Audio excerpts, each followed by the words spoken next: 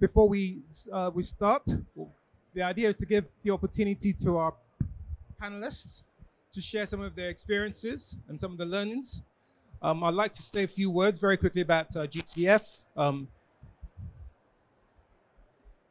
Okay, we're the largest multilateral fund dedicated to climate action, and we help to create transformative projects in climate finance to create co-investment opportunities. We're a hub of climate finance, architecture for co-investment platforms and public-private partnership, PPPs. We help to de-risk private sector projects in countries where there's an urgent need, specifically in LDCs, most of Sub-Saharan Africa, as well as SIDS, Small Island Developing States. And with partners, we're putting together an investment initiatives and co-investment platforms that helps us to achieve scale and leverage the finance that we have. Okay.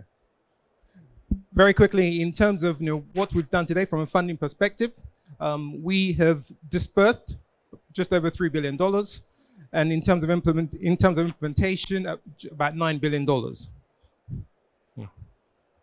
Okay, it's all right. Okay. Yes. In the board earlier this year in March 2022, the private sector strategy was approved. It's centered on 4 key pillars, and basically in relation to promoting conducive investment climate, in countries in which we operate in. Number 1, also accelerate innovation, for business models, financial instruments, as well as climate technologies.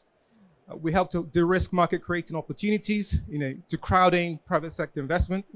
And lastly, we also help to strengthen domestic and regional financial institutions through helping to green them. How do we do that? We do that through the provision of 4 instruments: debt. We provide concessional funding, equity. We help to provide early stage investments in order to help de-risk, guarantees, in terms of taking first loss structures, as well as grants, in order to help to build capacity. So those are kind of financial instruments that we typically use. In terms of kind of the key facts on the climate technology and innovation, an estimated 50% of all emission reductions needed to reach net zero by 2050 will come from technologies that are not currently commercially available. I think that's number 1. Number 2, leveraging technological innovation is crucial to help us scale up climate action in developing countries. And lastly, currently there are out of the 75 accelerators and incubators that are engaged globally, 25 of them are in developing countries. And even within that, there's a significant concentration of those 25 in just a few countries. I think that's good for us to have an idea in terms of what it is we're trying to do and the challenges that we all face. Whilst we're implementation and partnership organization, we're also a learning organization, and we're very excited and honored to have our panelists here who are able to share some of the experiences that they're doing, as well as in how they've engaged with us. The first is Ilona Portia, who's head of group, client liaison and business development for GIZ. Yura Suarez, principal impact officer of IDB Lab. Claudia Ruiz, director of development and supervision, Prof. Nampe. Jay Ko, managing director of Lightsmith Group. Rob Batrop, chief revenue officer of Source Global. And Dan Byers, VP, Climate and Technology, US Chamber of Commerce. So I'll now hand over to my first presenter, Ilona. Thank you very much, Soji. Very honored to be here. Very excited that GIZ had its 5th GCF proposal approved last October in the board, and to engage jointly with the GCF in the leveraging of innovation and climate technology. So GIZ is the German Development Corporation, and we're mainly funded by our Federal Ministry for Economic Cooperation and Development. They're also supporting this initiative, as well as a number of other partners. So Catalyst, the project that we are going to start now, is concerted action to accelerate local 1.5 technologies. And this we want to do in Latin America with a central hub in Mexico and in West Africa.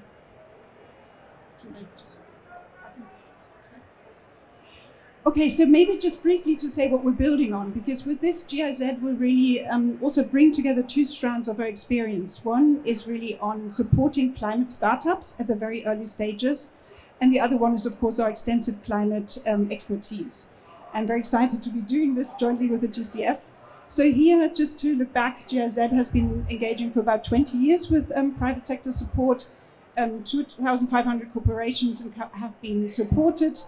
1.25 billion euros mobilized, and we operate actually in 130 countries worldwide. And we would use this to build on, to improve market conditions for startups, really build capacities, and also improve the general investment environment for startups to be able to flourish. So this new initiative has three sort of pillars. The main one really is the acceleration program, where institutions or startups that already have a minimum viable product will be further supported, capacity built, set up, supported to ensure they are registered, they have their situation to really move up and receive further funding them from venture capital. And they will receive 100,000 repayable grants for developing their startup further. The pre-acceleration startup will really look at 120, we're looking to reach that number, to develop their prototype. So for the acceleration program, the prototype is already available. But where this is not the case, GIZ is there to support the development of the prototype and make it viable for take-up by the market. And also, we really start right at the beginning to inspire and trigger innovation. And there's training on climate impact assessment. We're very concerned about environmental social governance standards, equity, inclusion, a strong focus on gender. So these are the three elements of the initiative. I mentioned already we focus on Latin America and West Africa. And the countries that are definitely going to be part of this program are Mexico, Honduras, Costa Rica, and Argentina. For Latin America, we're expecting a number of other countries to join. Colombia and El Salvador have already also provided objection letters. Thank you. And here we partner with an arm of the Mexican university, Tec Monterrey, who will be supporting the acceleration program, and then also after the end of the project continue through the revolving grant mechanism to support more startups. In West Africa, we're working with Impact Hub Abidjan and IP. So IPED is part of the IP group, really investing in Africa to start innovation there. We're very happy to be working with all these partners. And all of this will be coordinated and supported at the global level. At the global level through a lot of capacity support, and with Climate Kick, we're very proud to be partner of Climate Kick, who have further developed their method to actually estimate avoided emissions. As you can imagine, with the startups, they have not yet really used and brought their viable product to market. So in order to assess the kind of emissions we can save. So just a final look at some of the impacts. So over the 20-year lifespan, we're expecting to have 58 million tons of carbon reduced or avoided. Within the project duration, this would be 3.8 tons. And then leverage commercial venture capital of 413 million. And as said, 180 climate tech ventures are to be supported.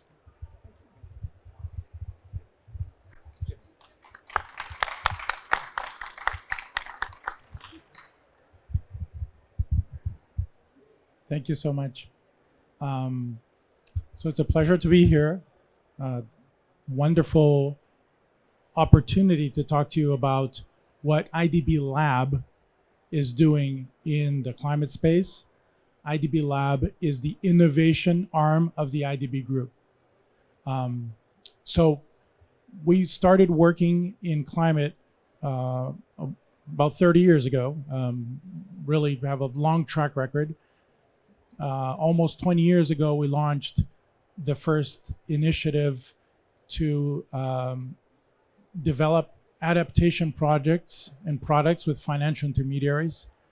It was unheard of, non-existent at the time, but we thought it was going to be important, and turned out to be true. So we kind of wet our feet on the adaptation area with particularly FIs that were working with small and medium enterprises. We then launched adaptation agenda called ProAdapt, which worked on the analytic front and also on the TA front to start to develop ecosystems, methodology, measurement, and use cases in adaptation in Latin America. That was launched actually with the help of Jay at some point and others. And we've also developed a very robust pipeline of direct investments and indirect investments with venture companies. We've invested in over 100 venture companies, venture funds, and probably have about 15 direct investments in climate-oriented companies today. So we're launching a new strategy, which I wrote. So I think we're really excited about a new strategy. And the new strategy has a few things that we're going to be doing differently, right? So one of them is a huge investment in connection, mobilization, and collaboration. We feel that is fundamental for us to be able to move the agenda forward in Latin America. So we're launching what is called the Green Hub. It's already had approval by our board, with the generous support of the Nordic Fund. And be working with Climate Kick also on the Green Hub. And the Green Hub will provide technical assistance, but will also have very much a function of sharing and trying to develop the architecture which others can use to collaborate. So that's the first approach on collaboration and developing architecture. The second approach is really going deep into digital, and we have a challenge that later we hope is going to become something else more meaningful on non-fungible tokens for biodiversity in the Amazonian region right now. Have some absolutely spectacular companies and organizations that are finalists. So we're really excited about new methods of mobilizing capital and channeling it towards objectives such as biodiversity and nature. And then the third thing that we're doing is really trying to streamline and accelerate our venture work. So by fundamentally raising a sidecar fund for our direct investment that can mobilize other capital on really, really high potential companies that we expect to be funding in the next 5 years. Anyway, so that's IDB Lab.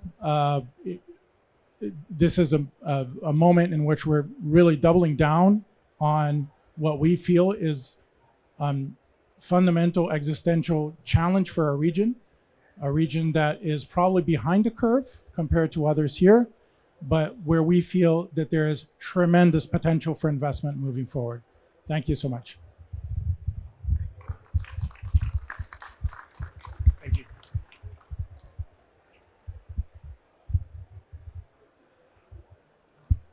Good morning, everybody, colleagues, friends.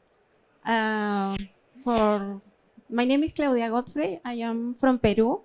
I represent the Environmental Fund in Peru. We are very private, created by law. And I am honored to be part of this panel. Thank you. Because talking of regarding the sizes of the organizations, we are maybe one of the very small, but we are aiming to achieve positive impacts in the Amazon region. So I'm going to tell you about first of my organization. We are the Peruvian Environmental Fund. We are our purpose is to promote the sustainability of life, connecting humanity with the environment. We have 30 years of experience working in Peru. First of all, we were created for to support the effective management of protected areas, and now we are working abroad. I'm sorry, in all the regions of Peru. We are an accredited entity, a direct access entity from the Adaptation Fund and the Green Climate Fund. And we bring all those services that I'm not going to repeat because we need time for the specific project that I want to explain to you. And these are our work fields: protected areas, forests, RED. We are being designed, designated from the government as the financial mechanism of RED. And also we work also, in marine coast issues, water, environmental liabilities, and sustainable cities. This is a sample of our donors and partners: multilateral, bilateral, private, national and international, regional, local. And this is a sample of the, it's not a sample, this is our budget, our operation plan for 2022. We are managing around $191 million this year. And this is our project. We are very happy that in the last board in October, the board of the Green Climate Fund approved this project. We call it EBBF, our Amazon Eco Biobusiness Facility. And what it is about is a project that aims to support sustainable management and conservation of the Peruvian forestry, financing EBBs. For us, EBBs is Eco Biobusinesses, providing technical assistance and seed capital grant. So also we are supporting the RED Plus infrastructure in Peru, working together with the Ministry of Environment. Our partners are, of course, the Ministry of Environment and 75 EBBs that we are trying to support. So this is how we're going to do it. So the Green Climate Fund give us a grant. Our profile of accreditation is just for grants. And we have two components. The first one is the technical assistance for the Ministry of Environment. And the second one is regarding the repayable grants for these EBBs. We're going to fund EBBs from incubation and acceleration with technical assistance. And we are trying to find impact investors that will work with the EBBs in equities or debt models.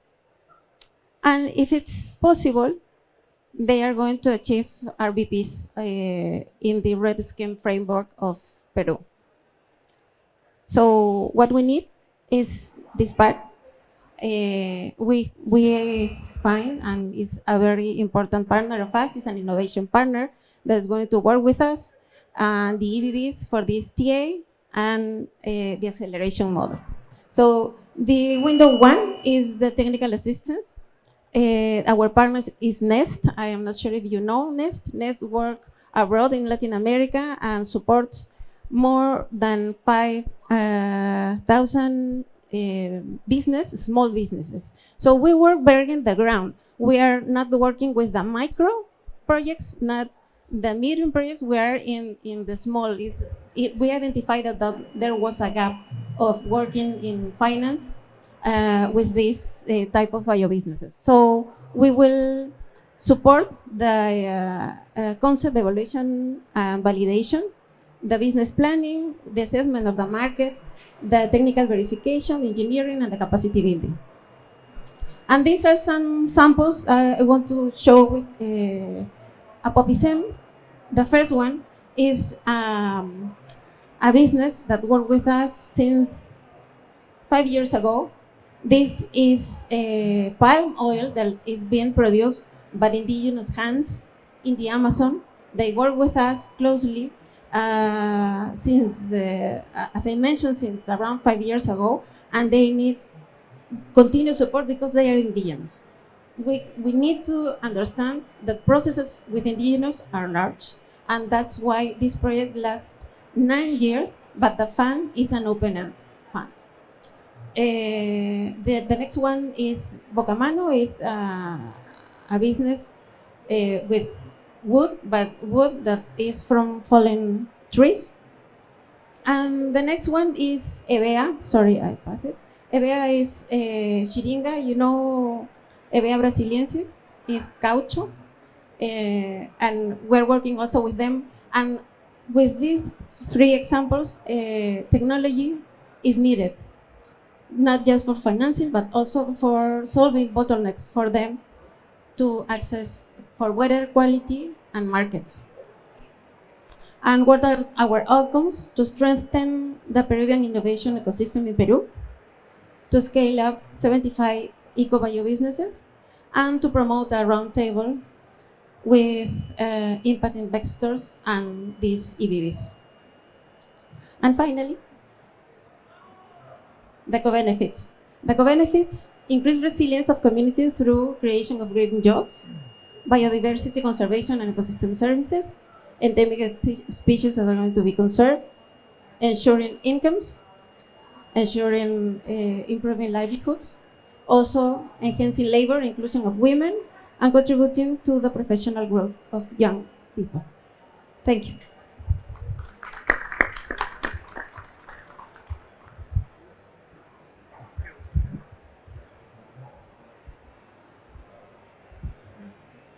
Hi, it's great to be here. My name is Jay Coe, and I really appreciate the opportunity to speak in the Jeff GCF Pavilion. So really wanted to thank the private sector facility and the broader GCF family. It's also nice to be here with a bunch of friends. We have a memorandum of understanding and cooperation with GIZ. We're working on the adaptation area. I've collaborated with IDB on the adaptation taxonomy that they supported and deployed. I think it's been quite successful. And it's great to meet other partners that are working at the small level. It's, you know, you have technical assistance, you have venture capital, you have small and micro engagement, and wonderful to see this range of activity that GCF's involved with. So the GCF project I want to talk to you, I'll talk to you about two projects that are related together, the CRAFT project and the CRAFT TA facility, which is the big announcement we have at this COP. But just stepping back, I wanted to frame a little bit that this is the implementation COP. And I can tell you just personally and working with the GCF, with us, this is the implementation COP with the GCF. At COP 26, we announced the GCF had approved at the October board meeting their potential commitment to the CRAFT fund vehicle. And we were able very successfully with the hard work of the GCF Secretariat and the staff to close that approved commitment by January of this year and begin deployment of capital in April of this year. And so we are absolutely implementing the directives and the objectives of this country-driven strategy, which is the GCF. So money is being deployed on the ground right now in Brazil, one of our beneficiary countries, and we're also launching, we believe, the ability to transfer some of the technology from one of our other countries, which we'll talk about in a moment here, working with the Secretariat and the board. So thank you very much to GCF. It's a wonderful partner to have from the private sector. The two projects I want to talk to you about today that we're working on with the GCF are called the CRAFT and the CRAFT TA project. The CRAFT project is the Climate Resilience and Adaptation Finance and Technology Transfer Facility. That's a very long acronym, except for at a place like COP, where it's easy just to say the word CRAFT. But the CRAFT facility strategy is literally the first private investment strategy for adaptation and climate resilience. And so when I look at the GCF's private sector strategy approved in May 22 this year, two of the core pillars in the middle are really innovative models for actually driving through blended finance and other strategies, the creation of new investment instruments, number two. And number three, the de-risking and market creation to crowd in and create new markets. And so I can say that CRAFT is an excellent example of that, where the blended structure of the fund, which is a junior and senior layer to it, so concessional funding is crowded in commercially oriented capital, including capital from the insurance sector, from the asset management sector, from private family offices and others in philanthropy. So that structure on the sources side of things is really that innovative aspect that the private sector facility is really driving at.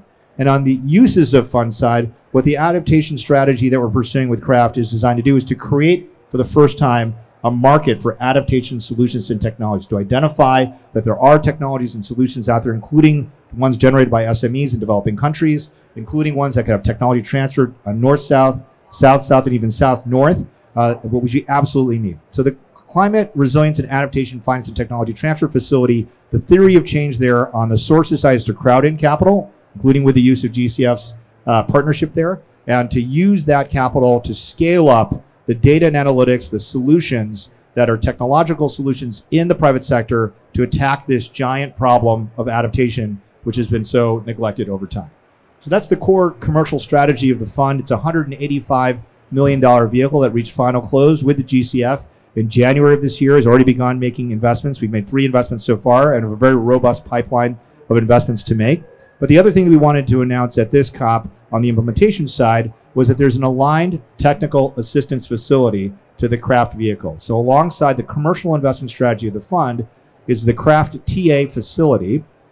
And that facility is designed to accelerate the deployment of the technologies that are commercially invested by the fund, specifically into the most vulnerable populations that are hardest to reach. So vulnerable populations in developing countries, low-income countries, and small island developing states. These are the countries that are almost the last to get most technologies, but they may need them the fastest and at the highest level of impact. So by taking that technical assistance funding, the commercial support for the scaling up of those technologies with the craft fund vehicle, which proves the market for adaptation solutions, can still bring forward in time, almost as a time machine, the technologies and immediately begin to deploy them in LICs and SIDS. And the thing that we can tell you on the implementation side today is that at COP26, in addition to the announcement of the GCF approval for commitment to the craft fund vehicle, the US State Department and the Nordic Development Fund announced that their commitments to a $4+ million TA facility for the craft vehicle. I can tell you today, here at COP27, that we have launched that vehicle. It is fully operational. One of the potential partners for implementation is GIZ. We have an MOU with GIZ, very happy to be working with them. And the first project, which I will not steal Rob's thunder here, has been launched. And I'll let Rob tell you about that. But the exciting thing is you can see, even in the course of a year, I know COP to COP, it's sometimes hard to see progress. With the support of the GCF, the fund vehicle is actively implementing and investing capital, and the TA vehicle supported by the Nordic Development Fund and the US State Department is bringing that technology, which is being scaled, to the LICs and the SIDS today. When we step back from all the activity that's going on, and the topic of this panel is about climate technology, I can say from the private sector perspective that technology is the path that we see forward. Technology, innovation, entrepreneurship, and the private sector stands ready to answer the call, and the partnership of the Green Climate Fund and other entities in the public sector and the philanthropic center. And if the right engagement can occur, then we can really bring that potential to the problem that we're facing right now. So I'll leave you with 2 quick points before we hand over to Rob, and he can actually tell you the thing I've been advertising here. They are, technology is where the private sector has the most to contribute. And by using different instruments to scale capital for developing countries in a broad sense and improve, you could say, the capacity of the private sector to deliver those solutions, I think working with a range of public and private entities, we can help solve that problem. And the second thing is by taking grants and other instruments, the flexibility that GCF has talked about, we can bring that technology as fast as possible to people who need it today, even if the commercial strategy will not reach them until some future point in time. The second thing is, this is all about trajectory. 27 years of COPs. We face a future that's at least 1.5 degrees, could be a lot worse. We're seeing the impact and the need for adaptation right now. And so let's change the trajectory by accelerating the speed at which we can actually partner and work and scale technologies, scale models that are working. We're very proud to be a partner of the GCF. We're able to get that October board approval into on-the-ground deployment of capital by April and deployment into some of the most vulnerable populations in the world by November. And so if we can replicate that ability to be flexible and fast, I think we have a chance at bringing the private sector into the equation in a way that's much more scalable. So thank you very much for having me.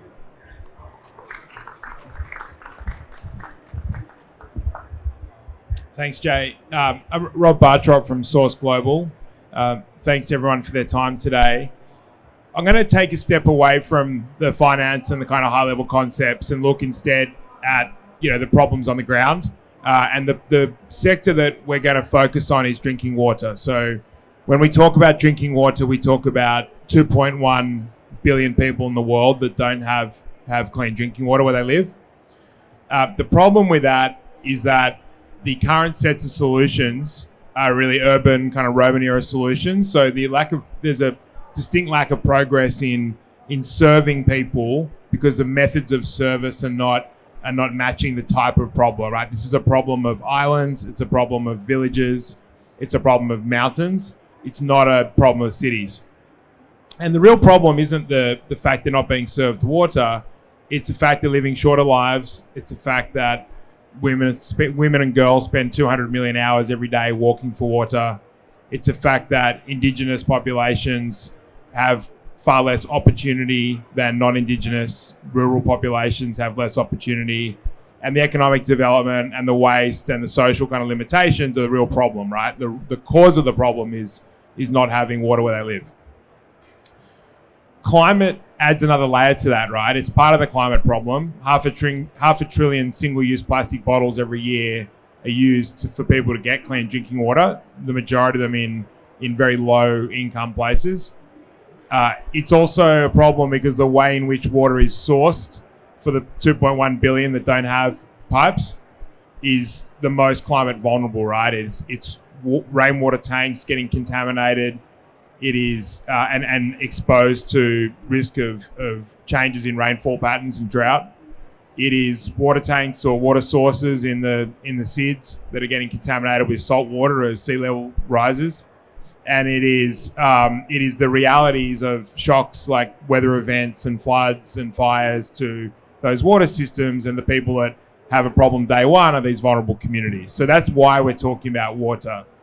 What my company does is we have a decentralized water solution. So we make drinking water from sunlight and air where people need it. We have a panel called a hydro panel that is very effective at absorbing water from the atmosphere without needing any electricity.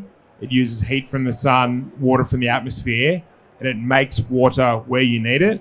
And like any decentralized technology, like a solar panel or like a mobile telephone, it is most valuable the further distance you are from an urban infrastructure service. So we do that as a service. We're in more than 50 countries, and we help companies and households become more resilient and plastic free.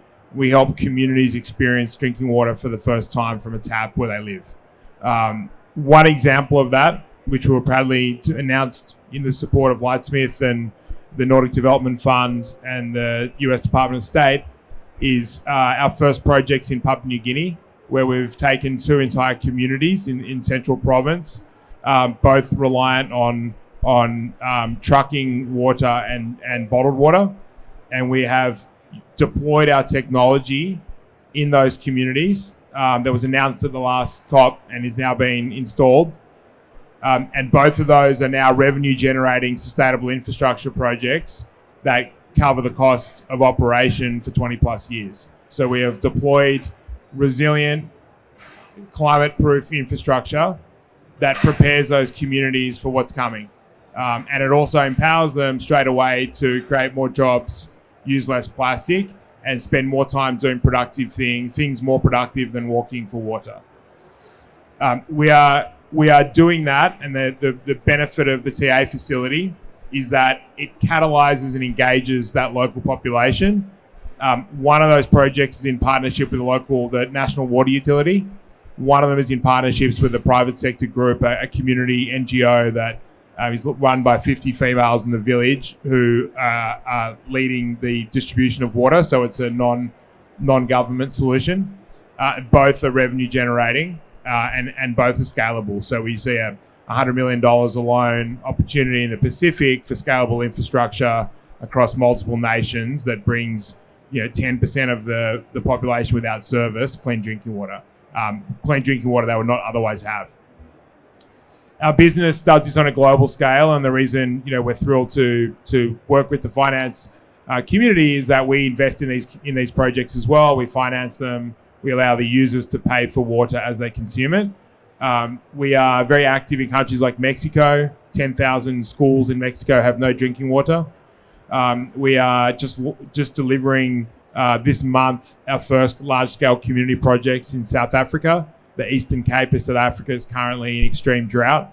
And so again, vulnerable populations that need climate adaptation today, and governments and communities that need to be exposed to innovation. And much like Soji and I were talking about earlier, the innovation in telecommunications really started from the village and worked its way back to the cities. I'm still writing checks in America on a daily basis, but people on the other side of the world are able to do far more advanced systems because they innovated because they had to. And we see the same opportunity in drinking water, which is why partners like this on the panel are so important. So with that, I thank everyone for their support and would welcome questions.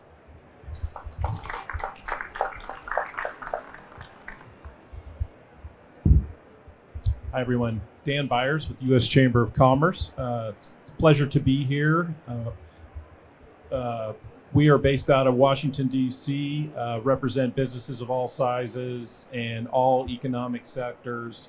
And unlike my fellow panelists here, I'm not a practitioner, and so we are not directly involved in all the many exciting projects that are going on around the world. But I do want to talk about policy and investment trends that we think are really important to unlocking a lot of the finance that we've been talking about here. And it is definitely, I think, an exciting time, both from a private sector perspective in the United States, but as well as on the policy level.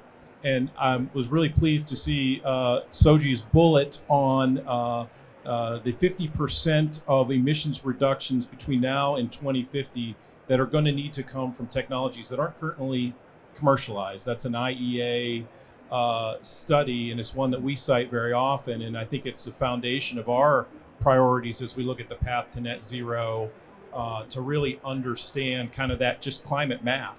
And I heard a fascinating statistic actually last night on one of the climate finance panels that PwC has analyzed a lot of where the climate finance is going and found that about 80% of current finance is focused on 25% of the emissions. So effectively power sector and to some extent light duty vehicles. And that to me speaks to the bigger challenge of unlocking finance for the hard to abate sectors, which is actually the majority of sectors. And so in the United States, I think the policy of the last couple of years are starting to recognize that, if not explicitly, at least implicitly. And so we just had the Inflation Reduction Act that passed in August, $370 billion, all focused domestically, of course, and much of it on current technologies, but also a lot that will incentivize future technologies. For example, there is a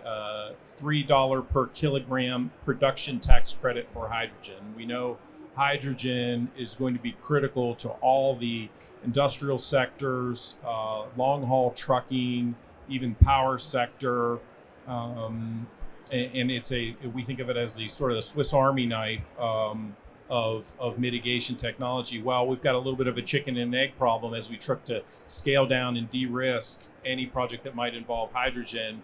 So these tax credits we think are going to greatly accelerate production. It's a little bit of an if you build it, they will come in terms of projects downstream. And what is that? That is, again, all domestically focused in the United States. But I think the hope, as you look over the long term, is that that's going to bend down that cost curve and then allow for a lot more capital come in, get efficiencies, and then hopefully allow to be globally scaled. And why is that important? Well, just a little bit of climate math, if you'll indulge me, because I think it's important. We have 35 gigatons globally of CO2 emissions, okay, 35 billion tons. In the United States, we have this, maybe it's a bit of being a selfish US, where we tend to simply focus on US emissions, which are about 4.5 gigatons. So they're about 12% of global emissions. Even if those emissions go to zero, because we're a rich country and can afford to make a lot of changes and to reduce emissions, the rest of the world between now and 2050 are going to increase by 6 gigatons. So US going to zero will still be offset by growth in the rest of the world. Why? Because we know, as Rob and others talked about, we need to make sure the rest of the world is able to develop, and the world is hungry for energy, with roughly about a 50% energy demand increase between now and 2050 expected. We need to find a way to make that energy demand increase as clean as possible. And so I think our hope and excitement here is that a lot of these policies in the United States, and I won't go into the details, but suffice it to say, it's effectively almost anything you can think of in any sector has been passed by the US Congress over the past 2 years. Not only the Inflation Reduction Act, which I'm sure President Biden will speak about tomorrow when he's here, but also the IIJA, which we know is our infrastructure legislation, which is a little bit more technology focused. And there's $100 billion in there. For example, $8 billion for hydrogen hubs. Our hope is over the next 5, 7, 10 years, the technologies that come out of that, those hydrogen hubs, or CCUS, direct air capture, geothermal, advanced nuclear, on and on and on, are going to really then get down to a point where the technology is de-risked, private capital can come in. So I think, to summarize, just a very exciting time. I will say, I think there's headwinds too, and I'm not trying to ask a question of fellow panelists, but I saw the Bloomberg story came out this morning. Can the planet afford higher interest rates? And so, we've benefited from the last 10 to 12 years of very cheap costs of money, and that is now changing. And so these are one of the headwinds that may butt up against all the tailwinds that we're seeing from the policy side with respect to the U.S. So I think with that, I'll stop and look forward to the discussion. Yeah. Thank you very much, for that. I think it's good to hear about the exciting work that our partners are engaged in. Obviously, Leonard talked about Catalyst, which is investing in incubators. You already talked about 3 things in terms of the Green Hub, NFTs, non-fungible tokens, as well as the fund investing in growth opportunities. Claudia talked about the eco-bio business innovation that's taking place in Brazil. Jay, you talked about creating markets for adaptation, innovation. Rob, controversially talked about kind of water solutions. I'll ask a couple of questions in terms of what is a public good being privatized, but we'll come back to that later. And I think Dan talked about kind of the policy and investment trends, trying to unlock opportunities in terms of climate technology and future technology. It's been great to hear their thoughts, and I hope you're excited and you've learned a few things. I'd like to open up the discussion now in terms of if you have questions. Any of you on the floor have questions you'd like to ask some of our panelists? Oh, okay, excellent. Hello, my name is Nabil Hadi from Cairo University. I'm a bit concerned of something I already heard. As far as I know, in order to respond quickly to climate change, we need not simply innovation, but we need local innovations. Local innovations is a bit complicated. It's not simply about technology that we import from the West or whatever. Whatever these technologies are clever and clean and whatever, but these technologies should in some sense have as well, or these innovations should in some sense incorporate social innovation as well. So this needs to be local. And I didn't hear anything except from the Bureau. Of course, it would be good to hear a lot more, but I'm a bit concerned of this claim that we have the technologies, mostly Western, and we need to scale them up. I'm not sure this is the proper way. Yeah.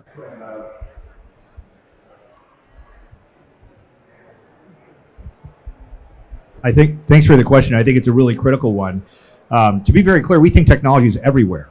Okay, so I'll give you two different examples, and I think there's both local innovation and innovation of technology, and also local innovation in terms of local business model execution of technology. If we waited for solar panel manufacturing to be developed in Africa at scale and manufactured in Africa at scale, I think we would still be waiting. But to take solar panels and drop the cost and then create business models for local installation, that's going to bring solar electricity to Africa much faster, and it has. But I'll give you the examples of the things we're investing in through the Craft Fund vehicle. One of the companies we just invested in addition to Source Global, which is taking that technology and bringing it and working with local entrepreneurs and local communities to have local water solutions, is a company called Way Cool Foods. Way Cool Foods is based in Chennai in South India. The entire management team is Indian. In the Indian food and agriculture supply chain, it takes 13 steps to get from a farm to a person eating the food. In an OECD country, it takes about 3 steps. So while there's enormous amounts of food wastage everywhere, in the West, it's mostly after the consumer. We throw away a lot of food. In lots of developing countries, it's before you get to the farm gate and between the farm gate and a human that needs to consume it. And that's enormously wasteful in energy, in income, in water, in every resource you're talking about. In India, the waste of food from the farm gate to a consumer through those 13 steps is somewhere between 15 and 35%. 15 and 35%. So this company, which comes out of the Indian automotive supply chain sector, these are software and operations experts from Chennai. They said, look, we know how to organize the supply chain for making automobiles. Let's do that for the food and agriculture sector. And so they've collapsed the 13 steps to 3 steps. They've put software over the entire supply chain. And by doing that, they have dropped wastage of food in their supply chain to less than 2%. Okay? That drops cost. It makes a real business model. It's better for the farmers they buy the food from. It's better for the consumers they get the food too. It's also more climate resilient. During the last several years, you've had COVID, 3 major waves of COVID in India. Chennai, where the company is based, ran out of water as a municipality in 2019. Massive drought. But then last November, they had a meter of water in central Chennai because of excessive flooding. So extremes of drought, extremes of flooding, COVID. The company was able to make 100% of targeted food deliveries. And we're actually working with local municipalities during COVID to guarantee food delivery even in spite of the shutdowns because they used locally developed technology to actually deal with the local market. They work with over 200,000 smallholder farmers in India to get the produce that they now push through the supply chain. They actually use software to help them improve their agronomic practices, local agronomic practices. They're deploying local weather stations and weather sensors so they can help inform and recommend the best practices developed by local Indian universities to those farmers as to how to improve their yields, how to deal with potential drought, how to deal with potential pestilence. So that's a wholly local solution, wholly technological adept, and that's going to revolutionize at least the southern part of India's food and ag supply chain. So it improves their income, their welfare at the farm level, and is going to deal with the increasing amount of stress on food production in the local Indian environment. That's not, a Western industrialized agriculture model that's dealing with over 200,000 smallholders, and it's resolving what is an inherently complex local distribution system, 13 steps to 3. So I think you're 100% right. That technology is now being looked at by countries in Africa, in North Africa and Sub-Saharan Africa. They have to be localized, but you have the software, you have the methodology. You have to figure out how to work with the local entrepreneurs in the local supply chain to help resolve that. But by no means do we think the technology is going to be taken from New York City and brought to India, or taken from New York City and brought someplace else. This technology can go south-south, and I think you're absolutely right. We do not believe the myth that there isn't technology, entrepreneurship, energy, and optimism in developing countries. The theory of change of our fund is to find that technology anywhere in the world and bring it as fast as possible to other countries in the world. So I think you're right, but that's exactly what we're doing. Yeah. Thank you. Maybe I can add, I don't know if you were here when I presented at the beginning. So yes, you were here, great. So just, I think Jay provided an excellent example. So just to maybe comment on the mechanism we're looking at is really to support very early seed stage startups in developing countries, in emerging economies, and not to bring any technology from whichever country, whatever you want to call developed, to the global south. It really is the idea to see what is there, and the criteria that have been developed for the selection of the startups takes into consideration, of course, the mitigation potential to reduce greenhouse gases, the readiness of the viable product, but it's to really support also indigenous knowledge and bring that to scale. And I agree with Jay that we need to make use of everything there is, really. The solutions need to be found that work in the situation, absolutely. And if it's a solar panel coming from wherever that can help, I think we should not close our eyes to that. So thank you very much. Thank you. Sorry, can I think what Jay said is fantastic. This is one example, but we need thousands of them locally, thousands. And the question that I'm asking, how to create and support those thousands, much needed thousands. It's not simply there is a clever idea somewhere, I need to grab them. I think my idea, this will not properly work. This will not properly help us. But we need to find ways to support creating thousands of such clever ideas everywhere. Okay, so another project that we do with the support of the Global Environment Facility and the Nordic Development Fund and the Inter-American Development Bank is called the ASAP project, the Adaptation SME Accelerator Project. And the purpose of that is to look at all the SMEs in developing countries and find the ones that actually have technology in those developing countries that can support adaptation. So through that process, we developed an adaptation solutions taxonomy. What is the definition of what is a company that does adaptation? And we've mapped over 430 companies so far in Africa, Asia, and Latin America. We planned originally only to map 100 each just to prove that they were out there. No one's ever found adaptation companies before. We started that process. Then we created a global network. There's a website, climateasap.org, where you can upload information about different companies. You can find hundreds of companies that do adaptation, all in these developing countries, many of which can find each other across different developing country markets. And then finally, we established a small pilot accelerator program, similar to the ones that are being launched here, with a limited amount of money that we had to do. And we've actually now launched and are announcing TA for small amounts of deployment of the technology by those SMEs, giving them money not just to study, not just to learn, which is important, but to pilot and deploy their actual technology. So that is not going to reach thousands of companies yet. It was a small $2 million program, but it's already mapped parts of the universe, created a definition, created a network of relationships, and demonstrated that a model of acceleration worked. Thousands and thousands of companies being developed. That's a responsibility for sustainable development at the government level. The private sector can help bring some tools of innovation, bring some tools of measurement, bring some tools of entrepreneurship. And that's what we're doing. But I think you're right, but we are doing that. We're not just picking one company and doing nothing else, right? And I'd also say, please don't underestimate the importance of supporting at least one company that is successful. 200,000 smallholder farmers is actually a lot, and it's very hard to find and engage with those people in a way that actually sustains their livelihoods. So just to bring some empirical data to the question. We don't have thousands of investments in our portfolio, but we have 400. And we recently did a detailed assessment of where they are, who they're benefiting. This is Latin America. We do not work in Africa or Asia. And what we found is the majority of our projects are today concentrated in secondary markets.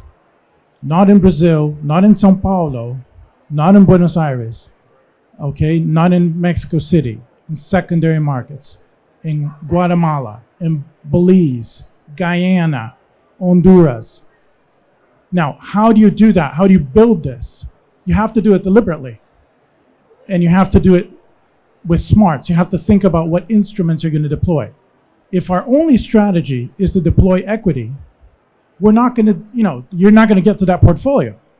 You're not going to have 6 or 7 investment grade climate tech companies in the English-speaking Caribbean. That's not going to happen. But you can work in the English-speaking Caribbean with TA, develop the ecosystem, accelerate it, and then bring those feeder facilities, which later you can use to invest. So, and by the way, when we looked at the 400 projects, our board asked us the very simple question. Do you have a trade-off in your portfolio between reach and tech innovation? And we do not.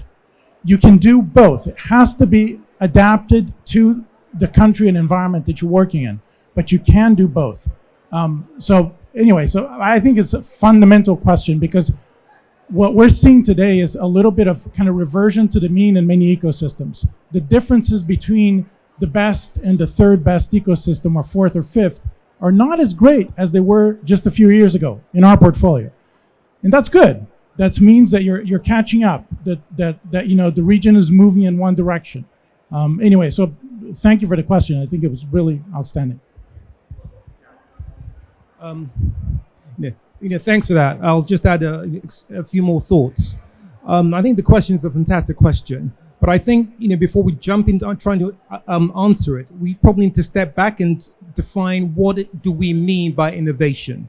I think the reality is that for a lot of us, we interpret innovation as for developing a new software for a certain sector or for a certain task, etc.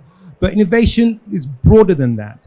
And whilst in many cases, one of the things that we believe is that we can use what already exists. It doesn't have to be newly created, but what already exists in one country or in a sector, whether it's agri, whether it's in transportation, whatever that sector may be, and consider using it or using it in a new location and then the new sector. So that transfer is what we, GCF, we would consider to be, technology transfer and innovation, etc. Right? In terms of looking at local solutions, mobile money is huge in Africa, right? It was developed locally, to address the local need, and it's had significant developmental impact, not just in terms of the speed of money transfers, right, but also in terms of access to funds for rural communities that are not close to major urban centers, because major urban centers are where the banks, outlets, and the branches typically are, right? So it allows money to move around, and for people, ordinary people, whether you're a farmer or you're a woman working from home, to be able to buy goods and services because they can afford it, right? So those are some of the benefits that have accrued, in the form of encouraging and promoting local technology innovations in the countries and regions where the need has been identified.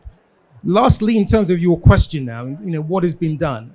One of the things that GCF is doing is what we call an RFP, request for proposal, to invest in between 6 and 8 incubators in the regions that we operate in, which obviously LDCs, most of Sub-Saharan Africa, as well as Small Island Developing States, SIDS.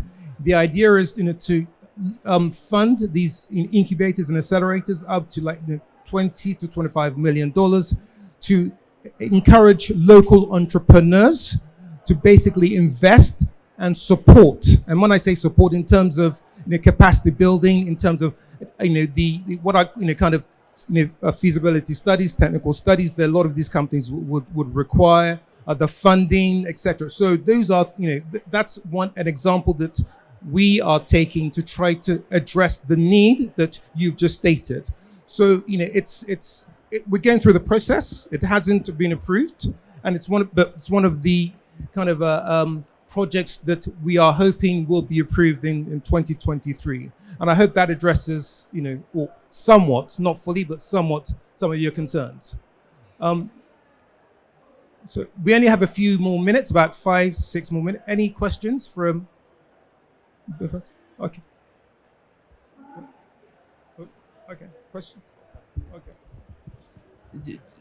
Just one more comment. Somewhat in reaction to your comment, Soji, about the controversial call for privatization. And related to that is, I guess when you look at barriers for technology, I don't see the technology always as the barrier. So for us, we can make water places, and that's great. Most of the people that need it don't know it exists. So part of it is a communication challenge. Do the most vulnerable people have access to the technology? And that's where communication and events like this are great. When we look at barriers, I would say all of the answers to the barriers are locally driven. So I'll talk about it from our context because specific might help. Every water regulation contemplates water comes from one or two places: the ground or the surface water, right? So no water regulation in the world contemplates water from the atmosphere, right? So step one is someone's got to talk to the regulators. Step two is people have to install it, people have to sell it, people have to maintain it, people have to value it, right? Some of that's regulatory. Do we value drinking water differently than cooking water, differently than flushing water, differently than irrigating water, right? Most water regulations don't. They view it all as equal. Most consumers do. They're walking for water to drink, they're paying for bottles, and they're not attributing any value to flushing a toilet, right? Monetary value.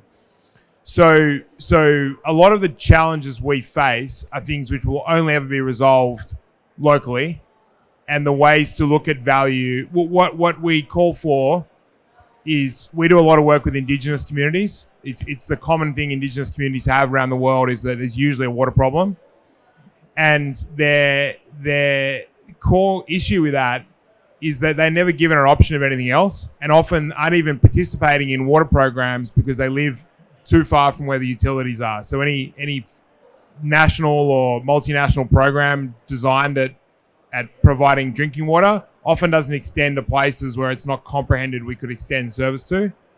And what that means is Indigenous communities are 5 times, 10 times more likely to drink high sugar drinks before the age of 5, right? And some of those people like drinking sugar drinks. People like drinking Coke, right? And some of the women walking for water like talking to their friend while they're walking, right? So there's parts of the developing world that are inspiring. The problem is they don't have the option to do anything else. So whether they like it or not, it's not the question. The question is that people in cities have an option, and if they don't want to drink a high sugar drink or they want to work for water, they don't have to. And so kind of that's the bit that we find less negotiable is we should extend options, we should extend communication, and then offer the job creation and entrepreneurship opportunities a chance to make money from that and thrive from that. And if they don't want to, they want to use another technology, then great. But at least they got the option. Okay, fantastic. Yes. Thank you. I was thinking about your comment because in the ground, when you go to the Amazon and you see an indigenous person cutting a palm tree, from our point of view is, oh, why are you doing that? But this person needs to have some incomes for their family, for his family. And with that, we understand that we need to bring them some technology, and we taught him how to climb and cut the fruits. And then we understand that we needed at that moment that give them alternatives to increase the value of the forest. And then we told them that maybe starting a business, an eco business, could be a very good alternative, but they are indigenous and they need to understand how to do it. And this moment, until they are ready, need to be funded. So this innovation, this technology, who can fund it? So now, for example, this palm oil business needs to be zero emissions, and we don't have at that moment a partner to, I'm going to say, invest like a grant this renewable energy technology. So these are things that we face day by day in the ground, and these alternatives that you mentioned are really interesting, but in what moment in the chain or in the moment, maybe is what some of the concerns that we have when we work with people in the ground and in the moments that we are working on. Thank you. Okay.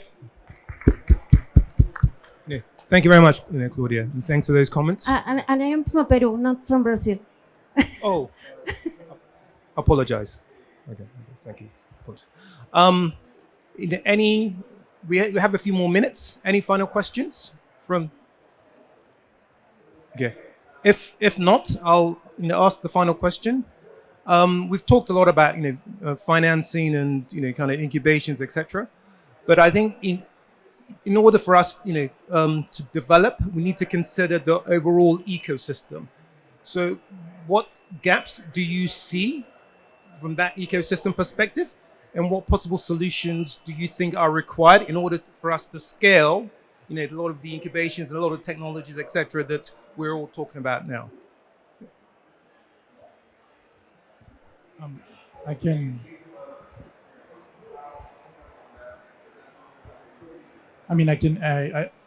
I'll take a crack at it. I think the first thing is this takes time.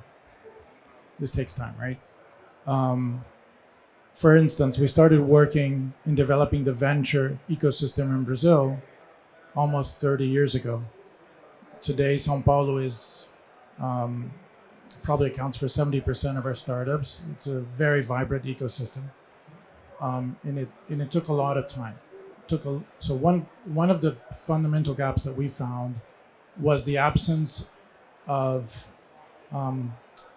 ancillary services around the ecosystem, legal, business know-how, accounting, connections, and not necessarily the technology. To your point, it really wasn't, and I think that's a huge issue. Another one is persistent, consistent public policy. Without consistent, persistent public policy that supports the development of the ecosystems, it's one step forward, two step back. And we've seen this in the development bank world because of work of governments and work of private sector, that the necessity for you to work hand in hand with both is really fundamental. It's very frustrating. It takes a long time. Sometimes you want to tear your hair out because it didn't work, but it is something that's absolutely, completely necessary. You were talking about, President Biden's initiatives and how that type of public policy is enabling. This is true everywhere. This is absolutely true everywhere. So I would put that as something that's really fundamental for us to, when we're looking about secondary Guatemala or English-speaking Caribbean. It's something that the work we've done in Jamaica over the last 15 years to support the innovation ecosystem from the top to the bottom, I think is really bearing fruit right now.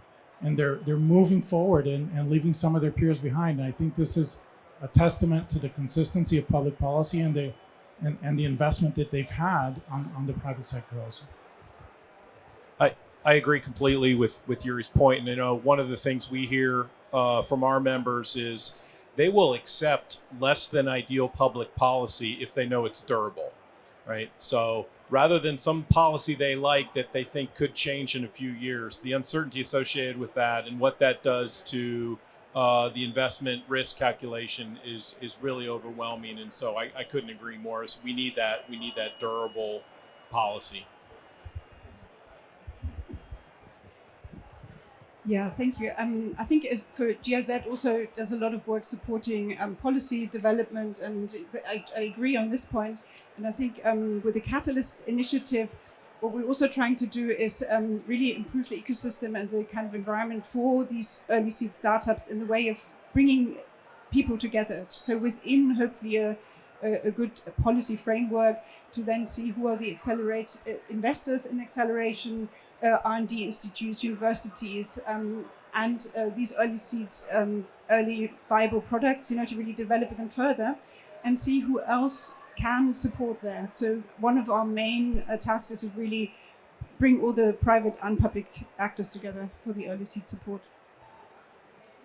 On that note, I'd like to thank you all. And I'd like to, thank you, those who've joined us, taking the time to listen, and hopefully you've learned a few things. And likewise, from the questions that we received from you, we've also learned a few things. I'd also like to thank our panel, Ilona, Yuri, Claudia, Jay, Robert, and Dan. Thank you very much. I appreciate it.